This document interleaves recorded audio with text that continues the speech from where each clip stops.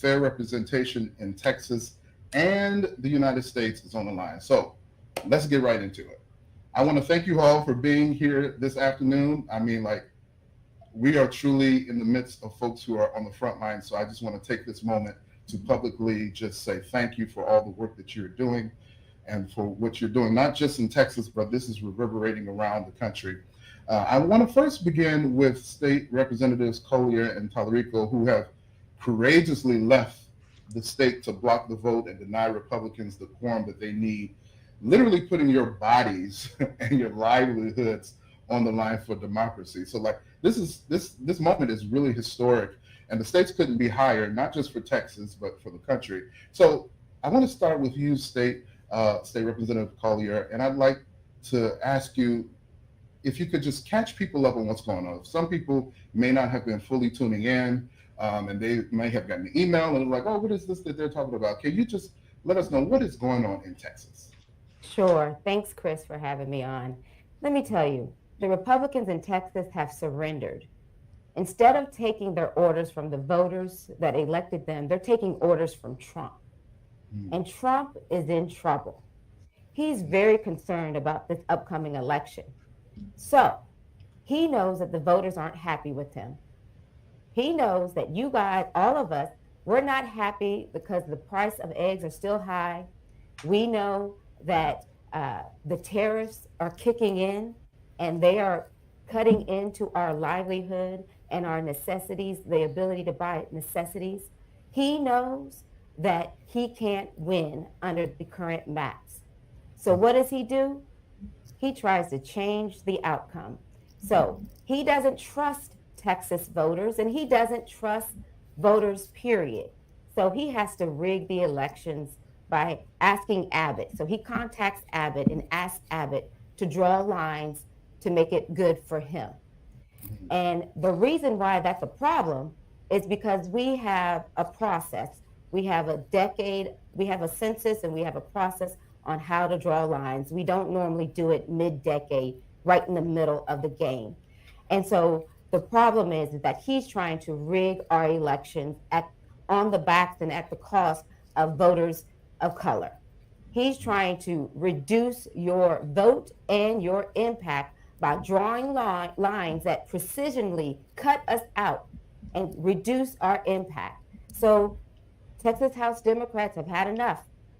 We are taking a stand and we're resisting Trump's Texas takeover, and we're doing it together because it's not just for us. Because if this happens in Texas, it's coming to the ballot box near you. You will be impacted because if he gets away with it, they're going to continue to dilute and crack our communities of color and reduce your impact and your vote. So we've got to take a stand against it, and that's what we're doing. Thank you so much for explaining that. It's crazy, especially considering all the work that has happened in this country to enfranchise so many people to see this happening. I want to go now to State Rep Tallarico. What has shifted since you've left Texas? Oh, you're muted. You know, I think we've shined a national and international spotlight on this power grab in Texas. I saw some stats yesterday that showed Google searches for gerrymandering and redistricting have skyrocketed. And so I think people are waking up to what's happening in our broken political system. And, you know, I know that Representative Collier and I have just been overwhelmed with the response across the state of Texas and across the country, with people reaching out and thanking us for fighting for them. And it's not just Democrats, it's independents and Republicans too. I got a message from a Republican back in Texas just yesterday afternoon saying that, you know, they don't agree with me on politics, but they think this is wrong and they don't think the next election should be rigged. And Representative Collier is exactly right. Trump is trying to steal 5 congressional seats because he thinks he's going to lose, because his policies are unpopular. He's wrecking the economy, he's starting wars, he's protecting pedophiles, he's kicking millions of people off their health care to fund tax cuts for billionaires. And so he knows that's unpopular, and that's why he's asking Texas Republicans to shield him from the voters, shield him from accountability. So this is not about the Democratic Party, it's about the democratic process. Can people, Democrats, independents, and Republicans alike, can they change their government from the bottom up? Can they elect the representatives of their choice? Can they hold powerful leaders accountable? That's what's at stake here. And, like Representative Collier said, he's trying to cheat. We know that Donald Trump cheats at golf, he cheats on his wives, he cheats in his businesses, and of course he cheats in elections. If you remember, after he lost the 2020 election, he called Georgia Republicans and asked them to find him 11,000 more votes. Thankfully, they said, no, sir. But when Trump called Texas Republicans and asked them to find him 5 more congressional seats, they said, how about Thursday? And so the responsibility to defend and fix this representative democracy fell to Texas Democrats, and we were proud to answer the call. Thank you so much. Thank you for shining that light. I want to go now to a good friend of Move On, Mr. O'Rourke. Thank you again for being here with us tonight. Why should people who are like, well, I don't live in Texas, so, and this is not, like I live in Chicago, right? And so it's like, I don't live in Texas. Why should people who don't live in Texas care about what Governor Abbott and Trump are doing in Texas? Why is that important? Hey, Chris, thank you for bringing us together and putting us all in front of Move On right now, because this is the most important fight in the country. And I think it's one of the most important fights this country has ever seen. I'll tell you the stakes, at least as I see them, okay? If Democrats fail, if these 56 Democrats fail to succeed, then there will no longer be a check on Trump's lawlessness. There will be no accountability for his corruption or his crimes. There will be the very real prospect that a Republican majority Congress in 2028 rolls out the royal red carpet for a Trump third term, which he has warned us he will pursue if there is no one there to check him. If we succeed, if we have the backs of James and Nicole and these 54 other extraordinarily courageous human beings, regardless of their party, they're just patriotic, courageous Americans. If we succeed, then we could see an end to these plainclothes, masked federal agents without warrants or badges sweeping our fellow Americans up off the streets. We could see an end to the massive transfer of wealth, that big, beautiful bill. There was nearly $1 trillion that was moved from working Americans to literally the wealthiest 1% in this country. And we could see free and fair elections in 2028, which is all anyone is asking for, so that the will of the American people can be done. So whether you live in Texas, whether you live in Chicago, whoever you are among the 330 million Americans, this is the most important fight. They are trying to steal the 2026 election in the summer of 2025. And these 56 Democrats from Texas are all that stand between us and that future of consolidation of authoritarian power in the hands of Donald Trump. So get behind them with all that you've got. Yes, it's the money and the resources, and I hope everyone donates tonight, but it's also the moral support and the encouragement and letting them know that you've got their backs. So thank you, Chris, for making this possible tonight, and big thanks to the 56 who are out there doing the work of this country right now. Definitely. Thank you. And while we still have you, I want to follow up with you right quick. Like you've been touring the state of Texas. You've been going all over the country as of late. I'm wondering, like what are the conversations that you are having and hearing on the ground as you do your travel around the country and around the state of Texas? I think Nicole hit it on the head at the outset. I was in Oklahoma City last night, Omaha the night before, Kansas City, Indianapolis, Milwaukee. We're going to be in Fort Worth on Saturday, Abilene on Sunday. No matter where I go, people are pissed off. And they're not Democrats, they're not Republicans, they're not independents, because we don't screen at the door, open to all comers welcome, no holds barred. They're just Americans who see this country in the hands of a would-be dictator, managed by these would-be fascists who are driving this country into the ditch. The cuts to Medicaid, the rural hospitals closing down, the teachers who are working second and third jobs just to make ends meet, family members who are swept up in these Gestapo-style purges throughout these American cities. the terror that we feel at seeing $45 billion in this big, beautiful bill committed to new ICE detention capacity at a time that we have record low undocumented immigration and record high immigration sweeps throughout this country. Who in the hell are these new cells being built for, if not for not just the immigrant, but the US born child of immigrant parents, the political opponents of Donald Trump, anyone who is inconvenient or in the way right now? And what I'm hearing, Chris, is they want people to fight back. They've been asking me, where the hell are the Democrats? Why don't they show up? What's going on? And then now you have it. These 56 people showed up to fight for all of us. And Chris, it's absolutely electrifying and energizing across the country. Everyone has finally gotten the fight that they're looking for. And not only are they saving these 5 congressional seats in Texas from being stolen, they are inspiring people to have courage, because we've seen the law firms bend the knee. We saw Tim Cook hand over the gold-plated iPhone yesterday to Donald Trump. We've seen the titans of technology and algorithm do everything they can to become subservient to the most powerful man in the world. And the last place that some would expect it to come from, Texas, is providing the most important front in this fight right now. So that's what I'm hearing, Chris. And that's why, despite the darkness of these days, I'm so goddamn encouraged and hopeful for our country. And that's why we got to have their back so that they can stay out there as long as it takes in order to win and stop this grab of power and ensure that we win the House and ensure that we save the country. Definitely, definitely. And that's a message to send around to our friends. Be goddamn encouraged in this fight, because there's so much happening. And, I want to thank you so much, Beto. I know you have to go. I really appreciate you for stopping by.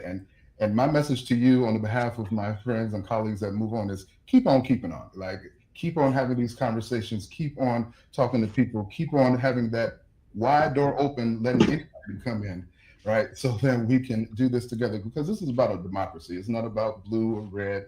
It's about everybody. So I just wanted to say thank you so much for being with us tonight. We really do appreciate you.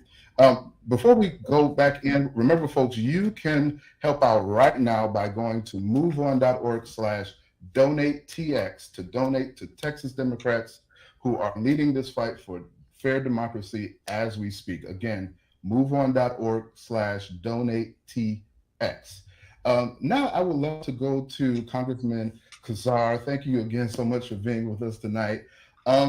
It's clear that Republicans are trying to rig the game to further their own reasons.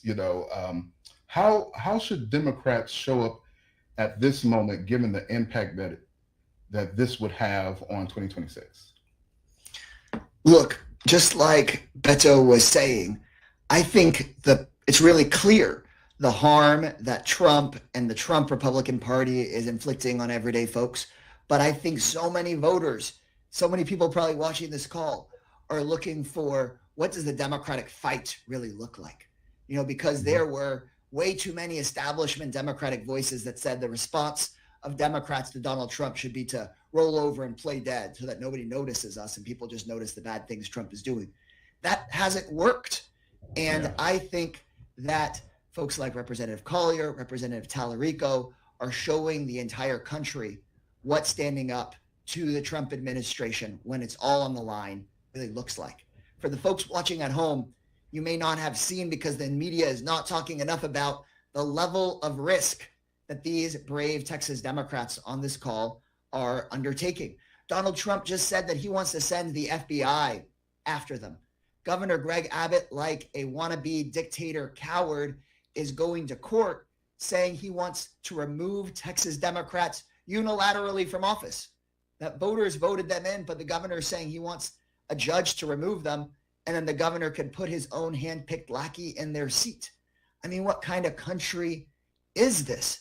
And Texas Democrats fighting back, even when they're being threatened that way by their governor and by a wannabe dictator president, I think should be an inspiration to everybody that we've all faced as a nation times this hard before in generations past. But now the torch has been passed along to us. The responsibility has been passed along to us. And you're now seeing what the fight back can really look like, because this is going to be the only way we turn things around. If we just play dead, if we just say, look, we're going to do it the way Democrats have done it in the past, Trump will take these 5 seats in Texas. He's already said that he's going to Missouri next. J.D. Vance was just meeting with the governor of Indiana, wanting to steal seats and gerrymander seats in Indiana. Ron DeSantis just announced today he wants 3 or 4 in Florida. They're trying to rig the midterm elections before anybody gets to cast a vote. And so we can't act like everything is normal. And these Texas Democrats should be showing folks what everybody should be asking for their Democratic representative, which is to put it on the line now. And that's why I'm so proud of them. And it's the kind of fight we need to have. So if you're watching at home and you're in a blue state, ask your governor to take the fight to Trump and to this gerrymandering, like Gavin Newsom is taking the fight to them. We can't keep acting like Boy Scouts and Girl Scouts and playing by one set of rules as Democrats, while Republicans take pages out of the playbook of authoritarians and dictators all around the world. Yes. No, thank you so much. And I mean, like, seriously, it's a scary time. We're seeing things that we've never seen before, and we are needing our leaders to actually step up. Representative Collier, how can Move On members and those watching help Texas Democrats overcome Abbott's power grab? What can they do right now to help the work that you're doing? Absolutely. So, we need you to remind your family and friends that Trump is not like us. His privilege has him thinking that he can wave a wand and he can magically make things the way he wants it. But we've got to bring reality back to him and let him know that we will not allow him to cut Pell Grants and financial aid. We will not allow him to cut food programs for children. We will not allow him to risk Social Security. And so we need you to remind everybody that they've got to get out and vote.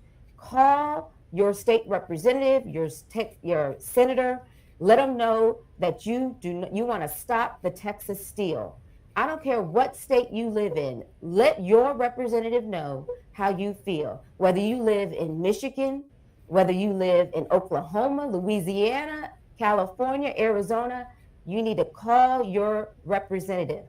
Tell the congressional members, Republican or Democrat, that you do not support mid-decade redistricting. Tell them that they need to oppose this process, because what happens in Texas can very well happen to you. So we need everybody. Get on the phone, call your friends, text them, let them know that we've got to take a stand. We've got to hold the line against Trump's Texas takeover, and we've got to make sure that we show up at the ballot box when it comes time to vote. That's right. And I just want you to know, I heard that they not like us. Okay, I just wanted to put my little finger on that.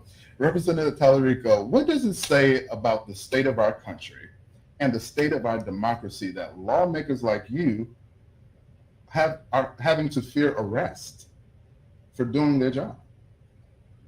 Right, and that last part is really important.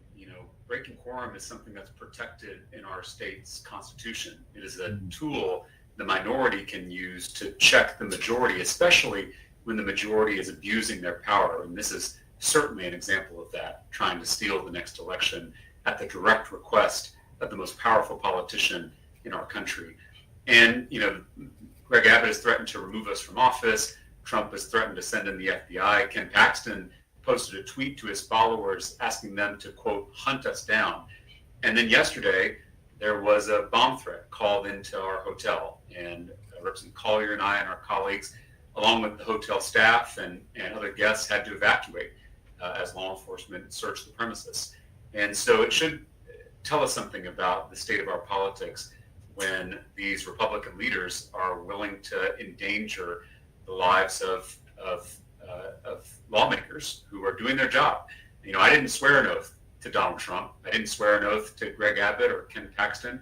I swore an oath to the Constitution, and I intend on filling that oath, regardless of what consequences may come. And so again, at least they're being consistent. The goal of these maps is to rob people of their ability to elect the leaders of their choice. And now they are literally threatening to remove the people's representatives from office. And so this is a page out of an authoritarian playbook we've seen in other countries. They may be coming for Texas Democrats now, but if this continues, they eventually come for all of us. Definitely. Congressman Kassar, what does it mean for how we confront, what does this mean for how we confront the cruelty and corruption of this administration, right? Like, we're bringing up this, like, this is such a time and it's scary, and folks are like, well, what do we do with this? Like, so what does this mean for how we confront the cruelty and corruption of this administration and those who are backing this administration?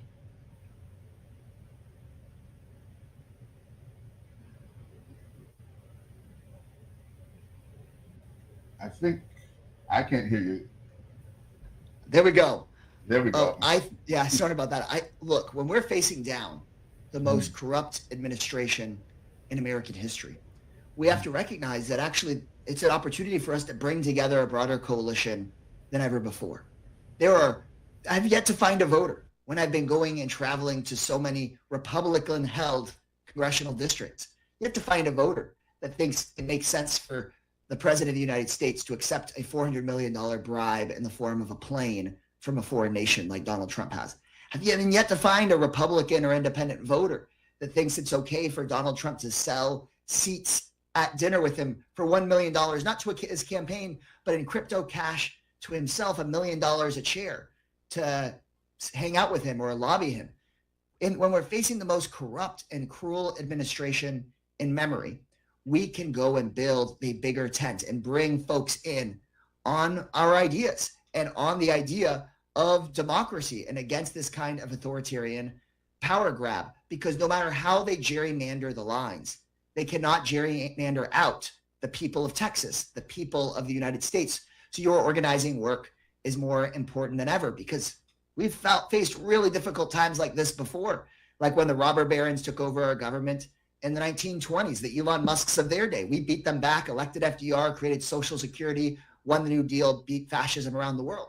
When the segregationists had a chokehold on Congress in the 60s, we won the Civil Rights Act, the Voting Rights Act 60 years ago yesterday, created Medicare, Medicaid, and Head Start all in one term. That's what's been passed along to us when we're facing the steepest odds and when they're trying to rig the game. That is our chance, I think, to build a huge coalition across the country and turn things around. That's the legacy that's been passed along to us. Definitely. And I appreciate you bringing up the history, because sometimes we forget that we have been down these roads before, and we have a blueprint of how to keep fighting, how to keep working, how to keep organizing, and pushing for the progress that we want to see. Representative Collier, leaving your families, your homes, your community behind, that's a big and bold sacrifice to do. How are they fueling your resolve to keep going?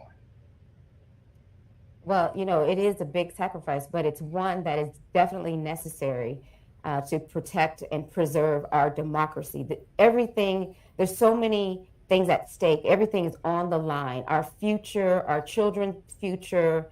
And so we're getting thousands of letters, like Representative Talarico said, supporting our efforts and what we're doing.